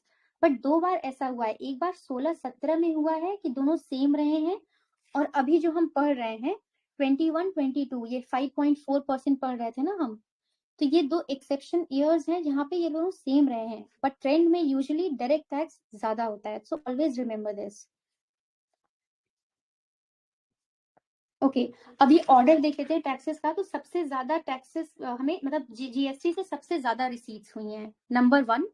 And इस बार उल्टा हुआ है, इनकम टैक्स यूजुअली पहले सेकंड नंबर पे होता था, but this time corporate tax second number पे है, इनकम टैक्स थर्ड नंबर पे है, एक्साइज ड्यूटी हमेशा उसी पे ही होती है फोर्थ नंबर पे, एंड फिफ्थ पे हमारी कस्टम ड्यूटी है। तो remember this order, GST, corporate tax and फिर इनकम टैक्स है। ओके, अगर एक्सपेंडिचर में बात करें तो सबसे ज्यादा शेयर किसका रहता है, सबसे ज्यादा खर्चा हमारा कहाँ पे होता है? Interest payments. तो ये यही चीज याद रख लेना कि सबसे ज्यादा खर्चा हमारा लोन्स पे जो हम इंटरेस्ट पे करती है सरकार, उस पे जाता है, फिर सेकेंड नंबर पे सब्सिडीज पे जा रहा है। तो यहाँ खर्चे हो रहे हैं defence expenditure, grants of states, तो रिमेम्बर दिस, इंटरेस्ट पेमेंट्स पे हाईएस्ट है। बाकी एक चीज और है ये फिगर कि कैपिटल रिसीट्स में 17 लाख जो है हमारा रिसीट्स, उसमें जो डेट है, बोरोइंग्स जो हमने की है वो है 16 लाख, तो बचा हुआ हमारा फिर हो जाएगा नॉन डेट रिसीट्स। ठीक है, एंड जीएसटी में क्या स्टेट जीएसटी इंक्लूड होगा? ये जो हम लोग यहाँ ऑर्डर ऑफ टैक्सेस में पढ़ रहे हैं, क्या स्टेट जीएसटी इसी कैलकुलेशन में आएगा? नहीं आएगा, क्योंकि यूनियन का ही देख रहे हैं ना हम लोग। हाँ, तो ये हम एक्चुअली सेंटर का पूरा देख रहे हैं, तो यहाँ पे सिर्फ सीजीएसटी आएगा, यूटी जीएसटी आएगा एंड नॉर्मल जो जीएसटी है, तो स्टेट्स का बस पोर्शन आपका हटा दोगे। जनरल गवर्नमेंट का टैक्स टू जीडीपी रेशियो 16% है इंडिया में, ये 10.8 यहाँ पे दिखा रहा है, वो यूनियन का दिखा रहा है ना शायद। हाँ, ये सेंटर का, अभी सेंटर वाला है। ठीक है, इसमें और कुछ किसी को ऐड करना है क्या? एक बार ये भी देख लो, इफेक्टिव रेवेन्यू डेफिसिट, अभी हमने डेफिनेशन देखी थी, तो ये रेवेन्यू डेफिसिट में अगर आप जो भी असेट्स देते हो, स्टेट्स को पैसे देते हो जिससे वो कैपिटल क्रिएट करते हैं, तो उसका जो प्रोपोर्शन है वो 3.7% ऑफ जीडीपी है। अच्छा, आप लोग ये फिगर्स एग्जैक्ट याद हो जाती हैं क्या? Like do you guys remember all the figures? I remember somewhere like 7.5 से 8 के बीच में होता है, ऐसा रफली याद रख लेता हूँ, नॉट एग्जैक्ट नंबर्स। ओके, इस साल की ग्रोथ 9% रफली है, 9 है 9.2 है, उतना याद नहीं रखता हूँ, डेसिमल छोड़ दो, हाँ, रफली। रफ की शुरू ना। ठीक है, रेवेन्यू डेफिसिट का रफ याद रखे ना कि 4.7% है, इफेक्टिव रेवेन्यू थोड़ा 3 के अराउंड है, like this. And fiscal deficit हमारा अभी कितना है? 6.9, तो ये भी 6 to 7 ऐसा कर सकते हैं। ओके, नेक्स्ट चलते हैं, देख लेते हैं ये जो हमने भी डिस्कस किया था, ऑर्डर ऑफ टैक्सेस में जीएसटी नंबर 1 पे था, फिर corporate tax and income tax. अब जो खर्चा है ये भी हमने देख लिया था, नंबर 1 पे इंटरेस्ट पेमेंट हमने देखा था, 8 लाख करोड़ सरकार का एक्सपेंडिचर हो जाता है। फिर दूसरे नंबर पे आता है स्टेट्स का जो शेयर होता है टैक्सेस का, फिर सेंट्रल सेक्टर स्कीम्स, तो यहाँ पे थोड़ा कभी डाउट हो जाता है, बट ये याद रखना कि सेकेंड नंबर पे स्टेट्स का शेयर है टैक्सेस का। अब डेफिसिट के ट्रेंड्स अगर देखने हैं तो एक बार देख लो, सबसे ऊपर वाला जो है दिस इज फिस्कल डेफिसिट। तो फिस्कल डेफिसिट का ट्रेंड अभी क्या है, ये 6.9% था आपका रिवाइज्ड एस्टिमेट्स, एंड जो हमने अभी किया है कि हमारा टारगेट इज 6.5% है, शायद से इसमें 6.4 दिया है, तो 6.4 6.5 है। इसमें कोई ऐड करेगा क्या कि कैसे क्या क्या क्या फोकस करना है हमें इसमें? ओके, इसका नहीं, जनरल फिस्कल पॉलिसी का कुछ चीज बोलना चाहता हूँ। यूजुअली फिस्कल पॉलिसी का इन्फ्लेशन पे क्या इफेक्ट होता है? सी, गवर्नमेंट अपना टारगेट रख लेता है कि हमें इतना रेवेन्यू आना चाहिए, तो उस रिसीट्स में से कितना हिस्सा इनडायरेक्ट से चाहिए, कितना हिस्सा डायरेक्ट से चाहिए, उसका रेशियो पे इन्फ्लेशन डिपेंड होता है। बिकॉज डायरेक्ट टैक्स इंक्रीज कर रहे हैं तो इन्फ्लेशन घटेगा, it will reduce inflation if you are levying more direct tax, whereas when you are increasing indirect tax, then inflation will increase because it will add to the cost, तो वो cost push inflation में होगा। अगर direct tax बढ़ा रहे हैं, it will be demand कम होगा क्योंकि मनी सप्लाई कम होगा, इसीलिए वहाँ with direct tax inflation will decrease, will indirect tax it will increase। उसको मैनेज करने के लिए उसकी रेशियो लेने पे that will be the multiplier effect of last year's inflation, तो उस हिसाब से गवर्नमेंट will plan it। तो रिमेम्बर, अगर डेकेड का पूछेगा तो कुछ भी स्टेडिली नहीं है यहाँ पे, एकदम से जो भी फिस्कल डेफिसिट था वो कम हो रहा था। देन 18-19 में गवर्नमेंट को थोड़ा बूस्ट करना था, स्टिमुलस देना था इकोनॉमी को, तो इन्होंने थोड़ा बोरोइंग्स बढ़ाई जिसकी वजह से ये इंक्रीज होने लगा। तो इंक्रीजिंग ट्रेंड हमें ये देखने को मिल रहा है 18-19 के बाद से, फिर ये बढ़ के यहाँ पे 9.2 भी गया है, फिर उसके बाद अलग अलग ट्रेंड्स हैं, तो स्टेडी कुछ भी नहीं है, रिमेम्बर दिस। एंड ये फाइनल फिगर्स देख लेना एक बार, 6.9, 4.7, 3.3, तो ये सारी डेफिसिट है, this is very important. Ma'am just to add one thing, मतलब थोड़ा क्वेश्चन टाइप का है, कुछ क्वेश्चंस में ऐसा बोलते हैं ना, the fiscal deficit has increased drastically in 1 decade। ऐसे स्टेटमेंट्स पहले भी आ चुके हैं। If we apply the same statement, the fiscal deficit has increased drastically over 1 decade, so will it hold true? अगर वो चीज आप देखोगे, ये 9.2 तो एकदम से ड्रास्टिक, ये मुझे तो ड्रास्टिक ही लग रहा है। I don't know about us, but थोड़ा बहुत उस तरह की क्वेश्चंस में ड्रास्टिक है, क्लैरिटी लेकिन मेंटेन डिकेड करेगा। में नहीं है, ये ईयर वाइज है। It will mention like decade में लेंगे net तो increase। नीचे भी गया है, ऊपर भी गया है। उस तरह की क्वेश्चंस में ना थोड़ा क्लैरिटी मेंटेन जरूर करेगा। There was an instance of drastic increase या नेट इंक्रीज इज ड्रास्टिक, ऐसा कुछ बोलेगा ताकि हम डिसाइड कर पाए नेट एक डेकेड का देके या एक इंस्टेंस है तो भी कंसिडर करें। So based on the wording हम डिसीजन लेना पड़ेगा। और 9.2 के बाद वो घट भी तो गया है ना, 6.8 हो गया, तो पता नहीं ना क्या बोलना चाह रहे हैं। तो बड़ा है ड्रास्टिक, बट घट भी गया फिर, तो अगर वो स्टेडी बोलेगा तो फिर गलत हो जाएगा। मतलब स्टेडी नहीं है, it is fluctuating for sure. Net increase हुआ है and there was instance of drastic increase which again contracted. तो ये सारे हिसाब है, उस सिचुएशन में जो स्टेटमेंट दिया उस हिसाब से डिसीजन लेना पड़ेगा। करेक्ट, हाँ, तो वो डिपेंड करता है कि उन्होंने कैसे वो फ्रेम किया है। ये चीज ये हमने डिस्कस कर ही ली, 5.6 एंड 5.4। अब देख लेते हैं, और जो हमारा ये टोटल फिस्कल डेफिसिट है ये 16 लाख करोड़ है, ठीक है। तो ये बोरोइंग्स को दिखाता है आपके, तो टाइप्स भी हैं इसमें, लॉन्ग टर्म होता है एंड शॉर्ट टर्म होता है। तो कोई बताएगा सबसे ज्यादा प्रोपोर्शन किसका होता है लॉन्ग टर्म में? कौन सा सोर्स से गवर्नमेंट सबसे ज्यादा बोरो करती है? जी से होता है। हाँ, जी से क्या बोल दो आप इनको, डेटेड सिक्योरिटीज हैं, इनका हाईएस्ट शेयर होता है। फिर सेकेंड नंबर पे होता है सिक्योरिटीज अगेंस्ट एनएसएसएफ। तो कोई बताएगा फुल फॉर्म क्या है एनएसएसएफ, यानी है क्या ये? नेशनल स्मॉल सेविंग, ये पोस्ट ऑफिस वाला डिपॉजिट। हाँ, तो ये जो कन्या समृद्धि किसान विकास पत्र है जिसमें हम वो करते हैं, तो उसमें भी जो है जो सेंटर होता है उसको भी देखिए, उससे भी गवर्नमेंट बोरोइंग कर लेती है एनएसएसएफ को, तो ये भी एक पार्ट हो जाता है। तो इसका सेकंड नंबर है, सेकंड नंबर पे ये शेयर है। बाकी फिर शॉर्ट टर्म में देख लेते हैं। शॉर्ट टर्म के इंस्ट्रूमेंट्स पता होने चाहिए। कैश मैनेजमेंट बिल्स हैं, वेज एंड मीन्स एडवांसेस हैं जो कि टेम्पररी मिसमैच के लिए होता है, एंड ट्रेजरी बिल्स 4 तरह के होते हैं, तो वो है एक सोर्स। अब एक क्वेश्चन मैं पूछूंगी।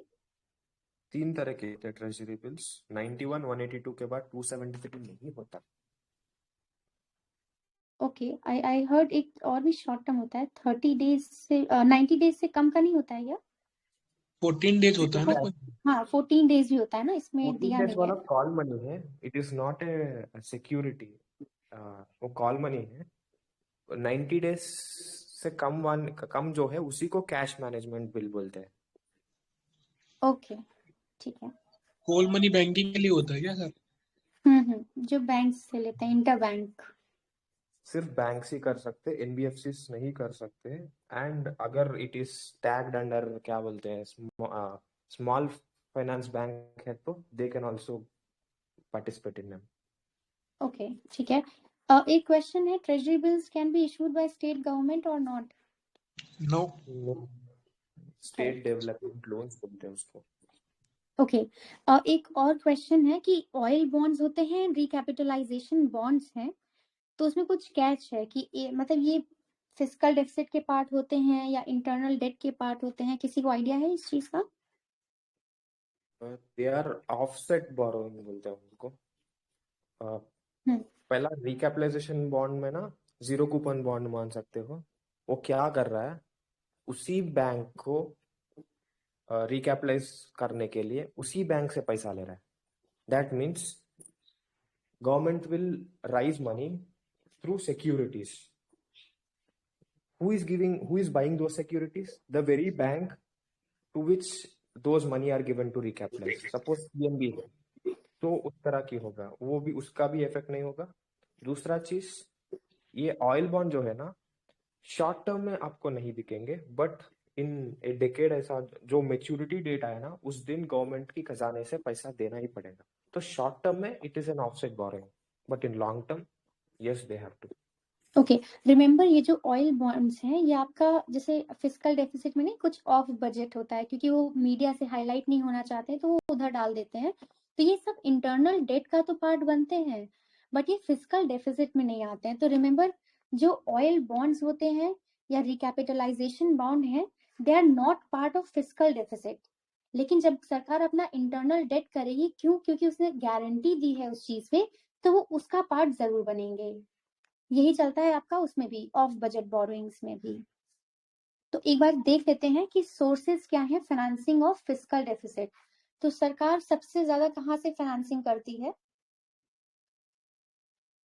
तो रिमेम्बर दिस, नंबर 1 पे मार्केट बोरोइंग्स आता है एंड नंबर 2 पे जो भी हमने देखा था ये एनएसएसएफ, उसका शेयर आएगा। तो भी मार्केट बोरोइंग्स का कुछ है 12 लाख करोड़ है। तो बस नंबर 1 ही याद रखना, मार्केट बोरोइंग सबसे हाईएस्ट या लार्जेस्ट सोर्स है ऑफ फाइनेंसिंग फिस्कल डेफिसिट। ये इस बार के बजट में ये लोग ऑफसेट बोरिंग को लेके आए हैं ना, कि बोला है कि जो एक्स्ट्रा बजट वाली बोरिंग होती है उनको हम दिखाएंगे, ऐसा कुछ किया है ना? हाँ, वो क्योंकि हाँ नहीं, इन्होंने बोला था कि हम वो चीज करेंगे बिकॉज दूसरी कंट्रीज है, ये this is not a good practice ना। हाँ, ये आप ट्रांसपेरेंसी आप ही करते हैं, तो इन्होंने बोला था शायद से कि कुछ करेंगे, बट आई डोंट। 2 इयर्स का देख लो, तुम्हें समझ में आएगा। कोविड के टाइम पे हमारी क्रेडिट रेटिंग घटा था। ऑफ कोर्स इकोनॉमिक सर्वे में वो लोग हमारी फाइनेंसेस को नहीं समझते वगैरह वगैरह बोल रहे थे, but those people were targeting at this practice of offset budgeting. तो इसका क्या हो रहा था, सिर्फ फूड सब्सिडी का, फूड कॉर्पोरेशन ऑफ इंडिया का जो कुछ भी था, सिर्फ उसी को ऑफसेट बजट में ना देते हुए विद इन द बजट दिखाया था। दैट मीन्स क्लीन रख रहे हमारी बैलेंस शीट को, ये बता रहे थे, बट नॉट एवरीथिंग एल्स, सिर्फ और सिर्फ फूड सब्सिडी का, बाकी पूरा स्टिल ऑफसेट ही है। ओके, हाँ, बिकॉज LIC नाई और भी सोर्सेज से होता है PSUs के थ्रू। ठीक है, तो नेक्स्ट पे चलते हैं। अगर हम डेट स्टेटस देखें सेंट्रल गवर्नमेंट का, तो ये सेंट्रल गवर्नमेंट के रिस्पेक्ट में बात करें, ये चीज ध्यान रखना सिर्फ सेंट्रल गवर्नमेंट का है। तो टोटल जो लाइबिलिटीज है वो 135 लाख करोड़ हैं। ऑल राइट, तो ये अगर हम देखें तो लाइबिलिटीज ऑफ गवर्नमेंट जो है ये 59% ऑफ जीडीपी है अभी जो है, और जो टारगेट है, टारगेट एक कहता है कि हमें इसको लाना है 40% पे, और स्टेट्स का 20% करना है। तो रिमेम्बर दिस। अब ये 59% में क्या क्या है कंपोनेंट, एक है आपका पब्लिक डेट, जो कि पब्लिक डेट है वो सबसे ज्यादा मेजर पोर्शन है, 51.5% है। तो इसमें भी दो पार्ट्स हैं कि हमने अंदर से कितना बोरो किया हुआ है और बाहर से। तो सरकार, सेंट्रल गवर्नमेंट काफी चालाक है, बाहर से ज्यादा लेती नहीं है। एक्सटर्नल डेट हमारा सिर्फ 2% ऑफ जीडीपी है। शायद से इसीलिए एक बार फाइनेंस मिनिस्टर ने अपनी स्पीच में बोला भी था कि हमारे पास काफी स्कोप है कि हम फॉरेन में अपने बॉन्ड्स या सिक्योरिटी सॉवरिन बॉन्ड्स को इश्यू कर सकते हैं। तो ये चीज देखें ना, 2% ऑफ जीडीपी, वेरी लेस। और अंदर से ये लोग 49.5% है, उसमें भी सबसे ज्यादा शेयर किसका है, कोई बताएगा? वही होगा ना, डेट हाँ, सिक्योरिटी। तो डेटेड सेक्टर सिक्योरिटीज है। हाँ, डेटेड सिक्योरिटीज हैं आपकी, जो उनका 30% है जीडीपी का। So that is the highest share. और एक्सटर्नल में भी दो कंपोनेंट है। 70% हम मल्टीलैटरल इंस्टीट्यूशंस लेते हैं, वर्ल्ड बैंक हो गया या दूसरी एजेंसीज, एंड बायलैटरल डेट हमारा ज्यादा नहीं है, 30% ही है। So these percentages are very important. And FRBM में जो टारगेट है दैट इज 40%, और है हमारा अभी 59% ऑफ जीडीपी। तो एक बार ये जो ये फाइनल एम बता सकते हो क्या? हाँ, FRBM has a different aim than what we envisage. उसका aim का means is to reduce the fiscal deficit. मगर final goal जो end होता है ना, that is to reduce the impact of fiscal policy on inflation and ensure monetary policy is effectively implemented. Inflation पे दो effect होते हैं, मॉनेटरी पॉलिसी का, फिस्कल पॉलिसी का। तो मॉनेटरी पॉलिसी का इफेक्ट को बढ़ाए और फिस्कल पॉलिसी का इफेक्ट इन्फ्लेशन पे कम करें। This is final aim of FRBM act. Okay, ultimate aim. All right, ठीक है। तो ये हमने पब्लिक डेट देख लिया था। ये रह गया हमारा कि हम कुछ अंडर पब्लिक अकाउंट भी हम लेते हैं, 15 लाख करोड़। तो ये जो NSSF वाला है, स्टेट प्रोविडेंट फंड, इनके थ्रू उसका प्रोपोर्शन ज्यादा नहीं है, 8% है। तो एक बार ये देख लो, डेट टू जीडीपी सेंटर का 59 है अभी, और स्टेट्स का 30 है। तो हमारा जो डेट टू जीडीपी है दैट इज 90%, 90% है। और टारगेट है हमारा कि हमें 60% करना है, जिसमें कि सेंटर का 40 करना है और स्टेट्स का 20 करना है। काफी पीछे हैं अभी टारगेट से। ये कोविड से पहले तो सब कुछ सही चल रहा था, अभी हुआ बढ़ा है ना, ये ऐसा कुछ है? हाँ, ये देखो, अगर ये 2004-05 में 60% ऑफ जीडीपी था, फिर नॉर्मल हो गया था, 18-19 से 45 पे आ गया था, जो कि टारगेट से बहुत काफी करीब था। 40 करना था, हम 45 पे थे, 49 हुआ, फिर अभी तो बहुत ही फिर 59 हो गया। तो हम फिर से पुरानी सिचुएशन में पहुंच गए हैं। तो ये तो फ्लक्चुएटिंग काफी रहा है। स्टेट्स का देख लेते हैं कि 31% का ट्रेंड कैसा है। जो स्टेट्स का डेट है, तो ये इन्होंने इंक्रीजिंग। बस just to add one thing, ये इकोनॉमिक सर्वे में ही जो सभी लोगों ने कहा, मतलब जितने भी इकोनॉमिक पैनलिस्ट है और इंडिया के इकोनॉमिक एडवाइजर जो फिलहाल छोड़ चुके हैं, उन्होंने बताया भी था कि India should not worry about this डेब्ट to GDP ratio, because India is a developing country, and जो डेब्ट हो भी रहा है तो it is going for capital formation and all. तो उन्होंने बताया था कि this is not to consider, मतलब अगर ऐसा कोई एमसीक्यू में क्वेश्चन आ गया, is a matter of concern. तो इकोनॉमिक सर्वे के अकॉर्डिंग ही डेब्ट टू जीडीपी रेशियो अगर सेंटर का बढ़ भी रहा है, तो उन्होंने बताया था कि इंडिया कैन एक्सपैंड मोर, मतलब India has capability to expand more. So अगर कहीं आ जाए तो बस मैंने ऐड कर दिया इसी में। करेक्ट, उसमें वो वाला भी रीजन आ जाएगा ना, इंटरेस्ट रेट ग्रोथ डिफरेंशियल। हम ये कोट करते हैं कि हमारी जीडीपी बहुत अच्छे से ग्रो कर रही है एंड ऑल, तो मतलब हम उससे फायदा ही होगा हमें। यस ठीक मैम। है, तो यस मैम। हाँ। तो अगर आपने एक बार ट्रेंड देख लिया ना, सेंटर का ऐसे चल रहा है, 60 गया, फिर 45, और फिर 49, देन 59, तो एकदम से स्टेबल हुआ, फिर एकदम से बढ़ा है। और स्टेट्स का इंक्रीजिंग ट्रेंड रहा है। जो स्टेट्स का डेट है, पहले 22 था, 22, तो इनका भी पहले 2013 में देखो 20 के काफी करीब था, 23-25, तो ये कंटिन्यूसली इंक्रीज कर रहा है और अभी ये पहुंच गया है 31.2%। और FRBM कहता है कि इसको हमें लाना है 20% पे। तो ये रिमेंबर दिस कि इसका इंक्रीजिंग ट्रेंड ही रहा है, तो दिस इज इम्पोर्टेंट। ऑलराइट, एक क्वेश्चन है, ये वाला क्वेश्चन अटेम्प्ट कर लो। Which among the following is or are included in the public debt of the center? तो सेंटर के पब्लिक डेट में क्या क्या आता है? लायबिलिटीज नहीं है। हाँ, अभी हमने देखा था ना कि पब्लिक डेट में ये internal debt and external debt था, एंड ये जो लायबिलिटीज अंडर पब्लिक अकाउंट पड़ा था वो अलग से था इसका कंपोनेंट। तो क्या हो जाएगा answer? Okay, it's already marked.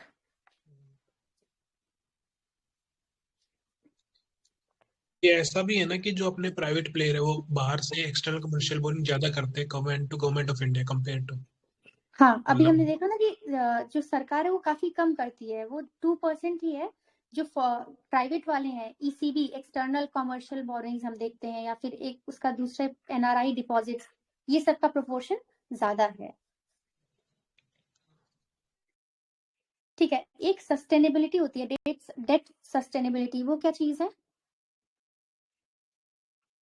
Date sustainability term वही इंटरेस्ट रेट ग्रोथ डिफरेंशियल के बारे में बताया थे ना। The correct. way हाँ, trend is going on, can we sustain in long run taking this debt? Are we able to translate that debt into some growth so that we can get returns to pay back the interest and some amount of principal? Correct. So it ultimately आपका show करता है capacity to repay. तो जैसे कि अगर आपने बोरो किया है 100 rupees and you have to pay 8% interest, तो आपको 108 रुपए देने होंगे उसको 10 साल बाद। लेकिन अगर आपने इस 108 रुपए को यूटिलाइज करके ज्यादा 112 रुपए कमा लिए, तो ये तो आपके लिए अच्छा ही है, क्योंकि आपका 4 रुपए तो बचेगा ही ना। उस 112 में 108 उसको वापस कर देंगे, एंड जो 4 रुपए बचेगा उससे फिर हम अगेन असेट को क्रिएट करेंगे, फिर डिमांड बढ़ेगी एंड वही ग्रोथ होगा इकोनॉमी में। इसी को ही बोलते हैं डेट सस्टेनेबिलिटी। तो किसी ने पहले ही बता दिया ऑलरेडी कि जितना ज्यादा नेगेटिव होगा उतना ये अच्छा होता है। तो अगर इंटरेस्ट रेट 10% है और GDP हमारा 8% हो रहा है, तो ये अच्छी चीज है कि ये नेगेटिव चीज है? बुरी चीज है। ऑलराइट, एंड अच्छा क्या होगा? नेगेटिव में चले जाए। तो जितना ज्यादा, लाइक ये 12% है और ग्रोथ हमारी 20% है, तो that is the best situation. ठीक है, एक बार देख लेते हैं जो टारगेट्स हैं FRBM एक्ट के 2003 में। तो हमें जो फिस्कल डेफिसिट है वो 3% करना है, और अभी जो हमने देखा डेट वाला जो है इसको 60% से नीचे लेकर आना है, जिसमें से 40% सेंटर का था, 20% स्टेट्स का था। एक चीज और है, FRBM में क्या ऑफ बजट बोरिंग्स के बारे में कुछ कहा गया है? वो तो मना करता है ना कि मतलब ये फालतू की चीजें हटाओ, ऐसा कुछ। हाँ, तो उसमें बोला है स्पेसिफिकली, ना। हाँ, उसमें ये चीज ऐसी मेंशन्ड है, not to give additional guarantees with respect to any loan on security of the consolidated fund of India in excess of 1.5% of GDP। तो एक तरह से ये ऑफ बजट बोरोइंग्स की तरफ ही टारगेट कर रहा है। So remember this. एंड जो एस्केप क्लॉज है उसमें आप डिविएशन कर सकते हो 0.5% का, एंड उसके रीजंस हमने ऑलरेडी देख लिए हैं, ये सारे रीजंस हैं, ये रीजंस देख के डिविएशन कर सकते हैं। अब एक क्वेश्चन PYQ है कि बजट के साथ 3 तरह की स्टेटमेंट्स आती हैं प्रेजेंट। कोई बताया कौन कौन सी स्टेटमेंट्स?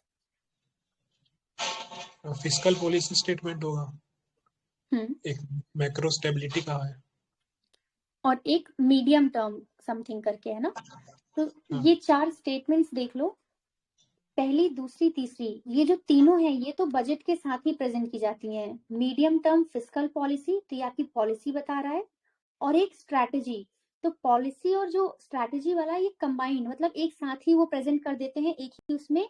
और ये जो तीसरी है ये भी बजट के साथ ही होता है, लेकिन एक होता है medium term expenditure framework statement, ये नेक्स्ट सेशन में होता है after the budget session. So remember this one.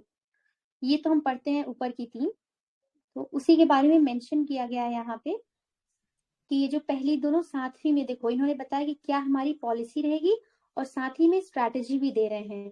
तो इसके अंदर 6 चीजें आती हैं, ये हमें पता होना चाहिए। एक होता है फिस्कल डेफिसिट, फिर है रेवेन्यू, फिर है primary, tax revenue, non tax revenue, central government. तो ये सब आपका बजट के साथ में ही आ जाता है। तो कौन सी स्टेटमेंट नहीं आती है, कोई जल्दी से बता दो। वही रिवेन्यू फ्रेमवर्क वाली ना, हाँ, उसका ये मीडियम सीन का। होता है, बजट आ जाता है तो हमारे पास पिक्चर नहीं एक्सपेंडिचर होता है। Expenditure framework. हाँ, एक्सपेंडिचर फ्रेमवर्क वाला नहीं आता है, बाकी आती हैं बजट के साथ ही। ऑलराइट, अब देख लेते हैं मैक्रो इकोनॉमिक फ्रेमवर्क स्टेटमेंट। तो जीडीपी का देख लेते हैं क्या है फ्रेमवर्क, ये सब लाख करोड़ में है। तो जीडीपी एट करंट प्राइसेस क्या है अभी,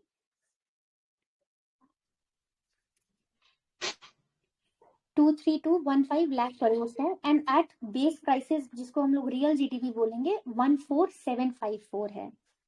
तो एक बार फिगर्स देख लेना स्टेट वाले एग्जाम्स में, किसी को देखना हो तो।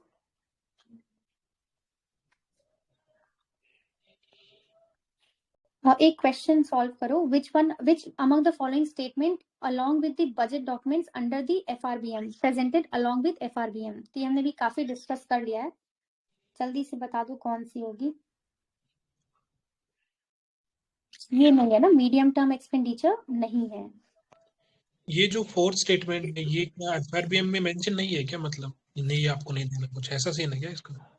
हाँ, ये FRBM इसमें मतलब, हाँ ऐसा कुछ मुझे नहीं पता, बट यही 3 ही मेंशन है। ये हमने लक्ष्मीकांत में भी देखा है ना, तो यही 3 मेंशन है, ये मेंशन नहीं है शायद से। Okay, next question है, which among the following objectives sought to be achieved through FRBM Act 2003?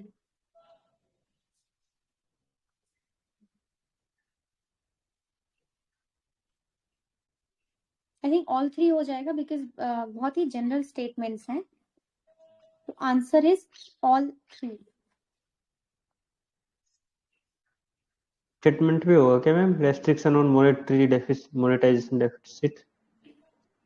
Yes, yes, लेकिन ये आपका हमेशा नहीं होता है, कुछ एक्सेप्शनल सर्कमस्टांसेस में ही होता है। इसमें लिखा है only under exceptional circumstances, but ये है भी, ये भी ऑब्जेक्टिव हो जाता है, इसीलिए जनरल लेके ऑल 3।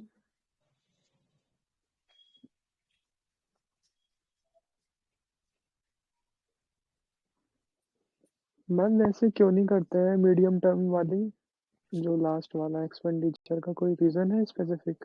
हाँ, उसका लॉजिक ये है कि जैसे हमारे पास जो सर्वे आता है ना, पूरा पिक्चर नहीं आ पाता, एक क्वार्टर का रह जाता है, तो वो हाँ, 2-3 महीने बाद आता है ना, इसलिए वो बाद में दिया जाता है। हमने अभी देखा था ना कि बजट पूरे साल का दिखाता है, बट जो इकोनॉमिक सर्वे है अप्रैल टू नवंबर तक का थैंक यू।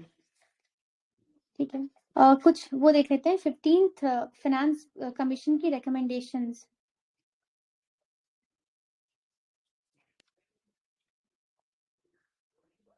अच्छा, कोई डिफरेंस बता दो जरा इसमें, मोनेटाइजेशन ऑफ असेट्स में एक है core assets and non core assets, क्या डिफरेंस होता है?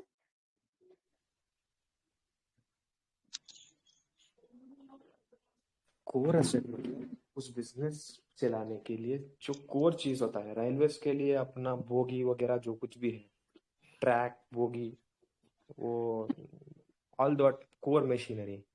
अलाइड चीजें जो होता है, स्टेशन मास्टर के बाजू एक खाली रूम है, उसको रेंट दे रहे हो, then that is non core asset.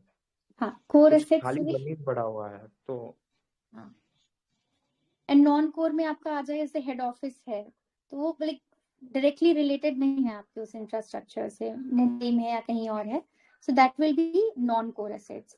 And जैसे यू राइटली पॉइंटेड आउट कि बोगी है, वो है, तो that is core asset.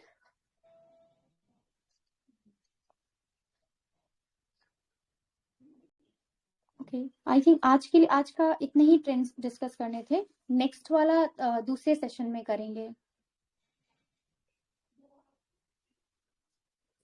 Okay ma'am. और किसी को इसमें ऐड करना है?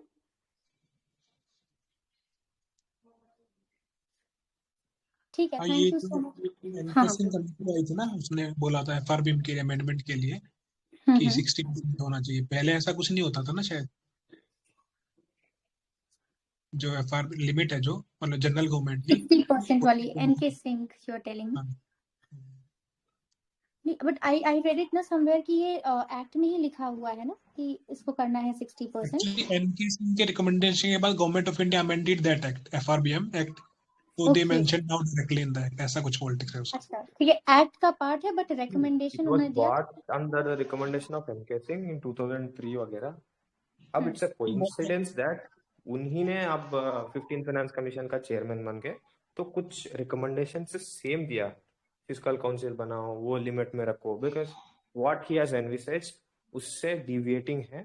एस्केप क्लॉज का बार बार यूज किया जा रहा है, तो ही अगेन मेंशन दैट पहला जो एक्ट लाया था वो भी एनके सिंह का रिकमेंडेशंस के हिसाब से ही लाया था 2002 में।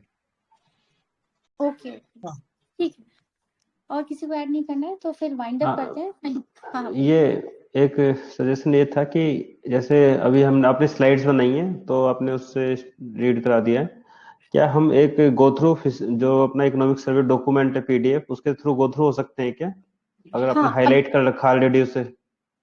हाँ अभी मैंने हाईलाइट नहीं किया है, बट अब अभी मेन आज का फोकस था कि सिर्फ ट्रेंड्स देख लेते हैं। अगर ज्यादा लोग चाहेंगे तो एक बार डिटेल में भी कर लेंगे हम लोग। हाँ, तो ज्यादा वो टाइम नहीं लेंगे उसमें। कुछ ऐसा हो सकता है कि पेज टू पेज हम मूव करते जाएं, या उसमें कुछ चैप्टर टू चैप्टर मूव करें तो बेटर रहेगा आई थिंक। हाँ, या फिर हम विजन की जो विजन आईएएस की है उसको भी हम लोग देख सकते हैं, क्विक हाइट्स हैं तो उससे भी कर सकते हैं, वो देख लेंगे जैसा लोग डिसाइड करें। एक बार मैं इसको नेक्स्ट वाले सेशन में ना पीआईबी ने जो समरी दी होती है, क्योंकि इसका पिछली बार मैंने देखा था स्टेट वाले डायरेक्टली इसी में से उठा के दे देते हैं, तो ये एक बार ये भी जल्दी से कर लेंगे, बट वो नेक्स्ट सेशन में कर लेंगे। बाकी जो आप कह रहे हैं वो एज पीपल विल डिसाइड। अभी सेशन स्टॉप करना है क्या? हाँ स्टॉप कर। तो रिकॉर्डिंग बंद कर दूं मैं? हाँ okay, all right, thank you very much for all your inputs and special thanks to amiable ma'am, बहुत ही अच्छे से आपने सिखाया। Thanks for others as well. ठीक है, चलो।